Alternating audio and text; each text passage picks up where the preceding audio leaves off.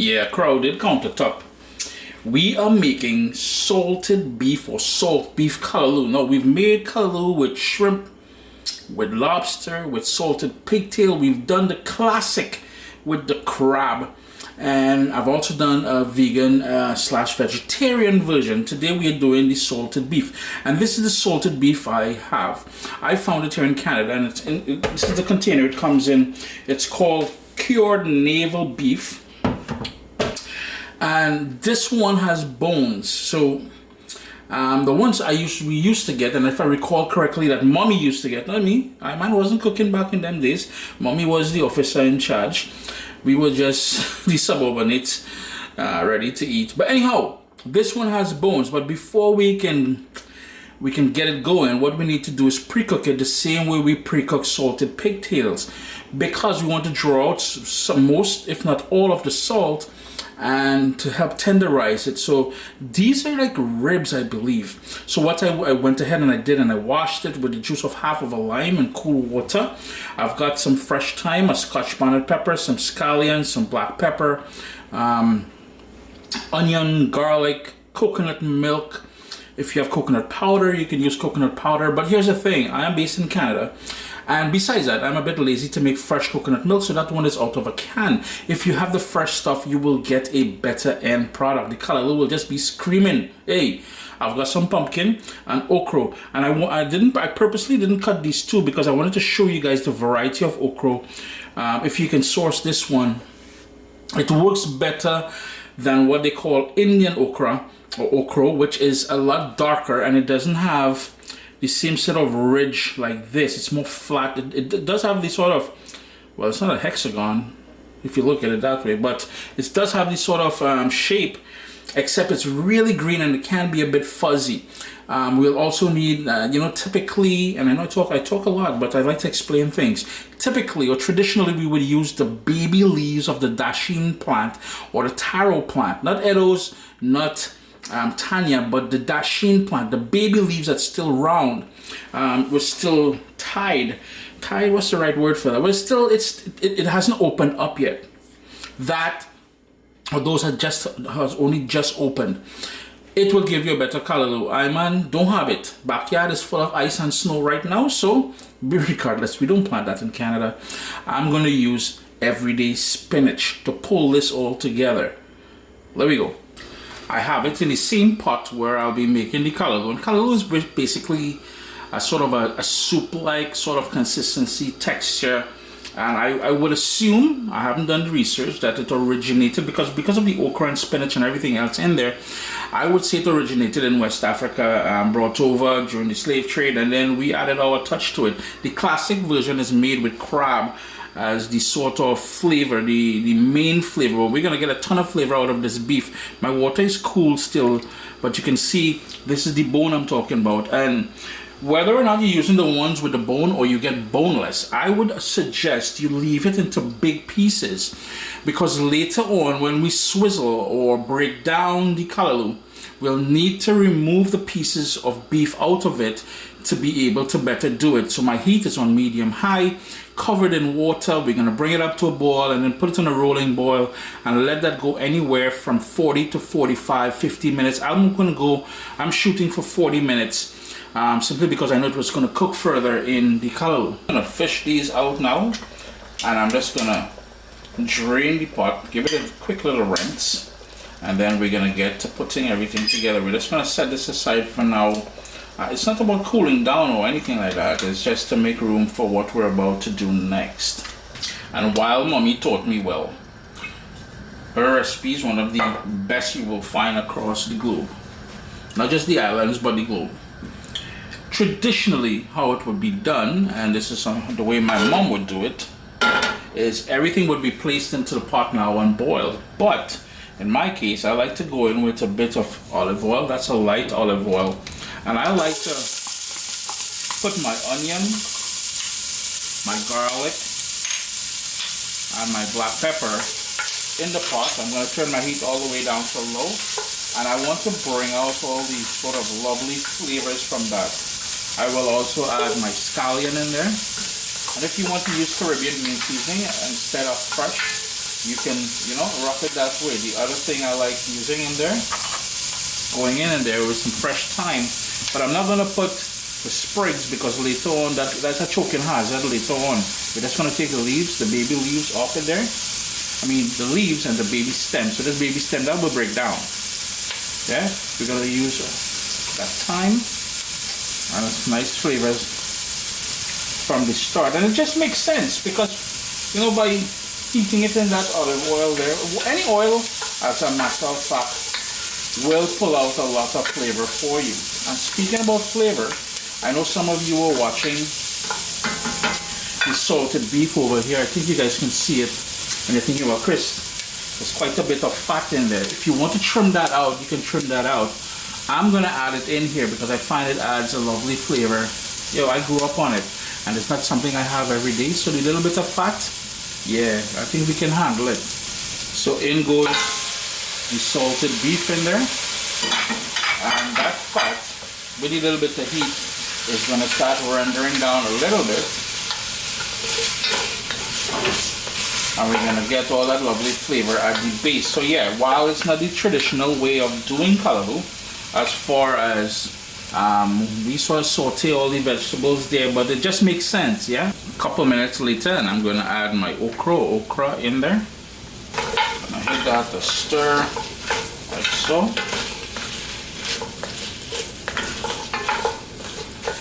Then it's time for the pumpkin. Got some pimento pepper. And this one is frosted over. I'm just gonna. These are pimento pepper or seasoning peppers. I grow these in my garden during the summer months. I harvest them and I put them in the freezer. No heat whatsoever. Well, yeah, there is a bit of a misconception. Yeah, they still can have heat. It depends on how close proximity you plant them to spicy peppers. So when they pollinate, if there are spicy peppers like scotch bonnet and whatever else, habanero, close by, they can end up being spicy. But for the most part, they are more of a seasoning pepper. Lots of flavor. You will get the strong aroma of scotch bonnet pepper when you cut them open, but no real heat if they haven't cross-pollinated.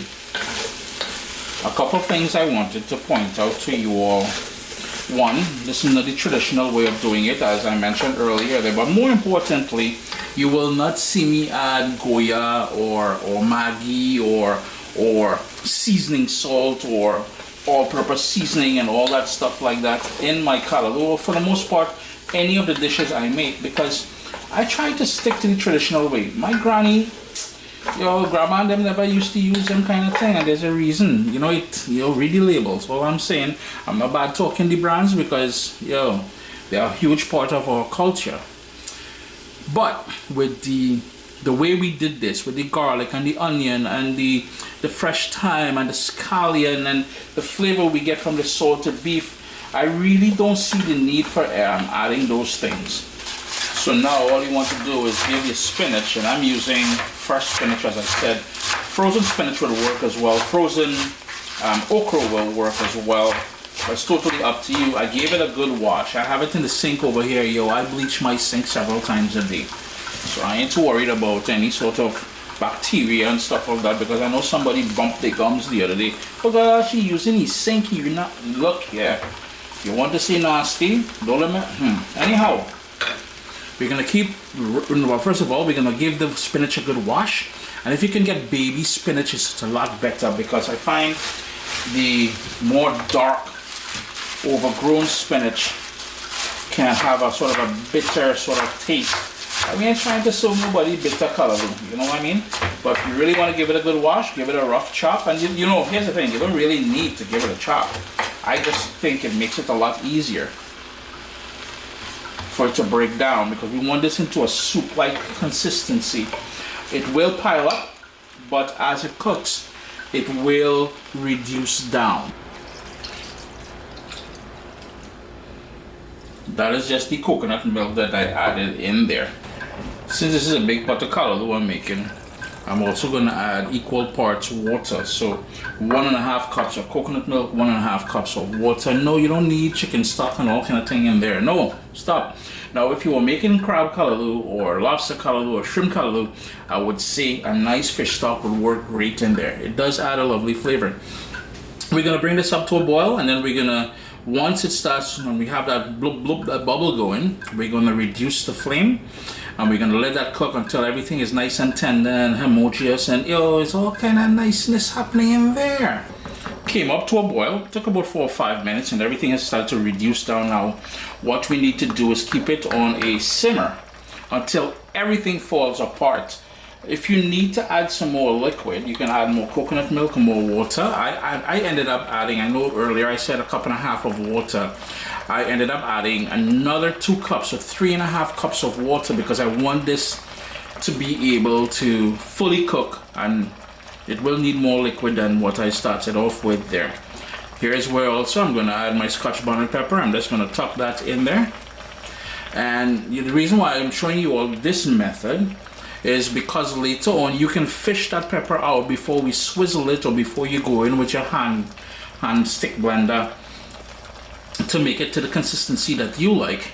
In my case, later on I will break it because I want that fire, I want that heat, I want that Caribbean sunshine in there. So on a simmer now, and let it go, man. It's been just over an hour and a half. I've stirred it several times, and it's to the consistency. Yeah, if you didn't, well, the pot was closed, but with a space. I forgot to mention that earlier.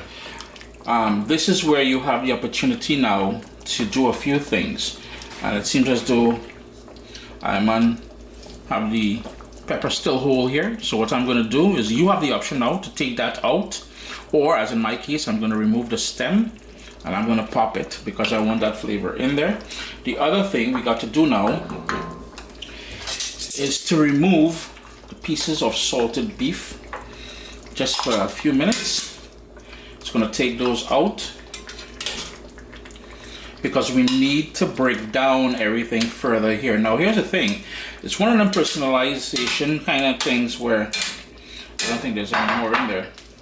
You have the opportunity to make it as thick and control the texture to your own liking. The other thing I would suggest you all do, there's another piece here, is taste it for salt and adjust it. At this point, we didn't add any salt earlier. Look at that. The coconut milk, the okra, everything. I'm gonna hit this a little bit of salt, like so. And the final thing is, I've got my swizzle stick. Some of you call it a dal gutney, I think. I could be wrong, but this is an old school wooden swizzle stick. And you've seen me use this before. All we would do, we would dunk it in there, and with a back and forth motion, we're gonna break everything down. I'm gonna turn my heat all the way down to low. If you don't have one of these, you have 2 options. Being very careful, you can take this out, put it into a blender, and pulse it. And it's very important, even if you're using a stick blender, to pulse it. You don't want this going frothy. Frothy, it changes the texture, it changes the flavor. It adds too much air to it, and you really don't want to do that. The edges break everything down. From, if you want to use a taller pot, you can use a taller pot. We'll take a few minutes to break this down, and the sort of texture and consistency here is one of them personal traits as well too. So the amount of salt you have in here, the consistency, how thick it is, it's totally up to you. I might like to work it to just a little bit more, yeah? Sup soldiers, listen, if you enjoy this recipe, I'd really appreciate it if you hit subscribe and click that bell notification thing. If you've made the recipe, take a picture and send it to me, email address down here. I mean, trying to tell people the email address, them butts will take the address and do all kind of thing with it. And tag me on Instagram at Caribbean Pot. I really appreciate you guys, and thanks for being in my kitchen with me today. Irene? Now the other sort of ingredient you can add in here is the Caribbean style salt butter. It is not your regular butter. I am not the biggest fan of it because of the cholesterol and everything else and everything that's associated with it. But it does give it that lovely finishing touch. Here is where now we will add back, my stove is still on, we're gonna add back all the pieces of salted beef to there. like so. And to quickly recap, we had the salted beef. We washed it with the little juice of half of a lime and water. Then we boiled it. Then after that, we sauteed the sort of fragrant ingredients, the garlic, the onion, the thyme, and stuff like that. And if you go back to my other Callaloo recipes, you will see I've always done it that way because I just think it makes a lot of sense to do it that way. No disrespect to mommy and my ancestors, it's just that I might think it just makes more sense to do it that way. Then we put the spinach in there, the okra. We talked about which type of okra to use, the coconut milk, the water, and the scotch bonnet pepper. I broke it later on in the game there, but you don't have to. We let it sort of simmer for an hour and a half, hour and 45 minutes. We went in, and if you're using a stick blender, remember to pulse. That is the key. This is going to cool down a little bit more, but I'm not going to have this with tasted for salt. You'll be tasting it for salt and adjusted that, bearing in mind that the salted beef will have remnants of salt in there. I'm going to have this with some boiled yam. Typically on a Sunday, mommy would make this with stewed meats like stewed chicken, some rice, some boiled plantain, a nice little watercress and cucumber salad on the side there. And of course, daddy would be making his famous coconut ice cream for us. So, as always, pleasure having you all in the kitchen here with me. Let's see if we can go in a little bit tighter. Let's see if we can darken it up a little bit so you can see what's happening in there. Boy, I do hope you all get the opportunity to make this recipe. It is so tasty. And again, if you want the traditional way, CaribbeanPot.com. If you want the lobster, CaribbeanPot.com. The shrimp, CaribbeanPot.com. The salted pigtail, CaribbeanPot.com. And the vegan, vegetarian, ital, CaribbeanPot.com. Yo, this was a long video, man. Irie. What's up, soldiers? Don't forget to click subscribe. If you've already clicked subscribe, hit that bell notification thing. I want to all you missing out on the new videos, man. Come on, click.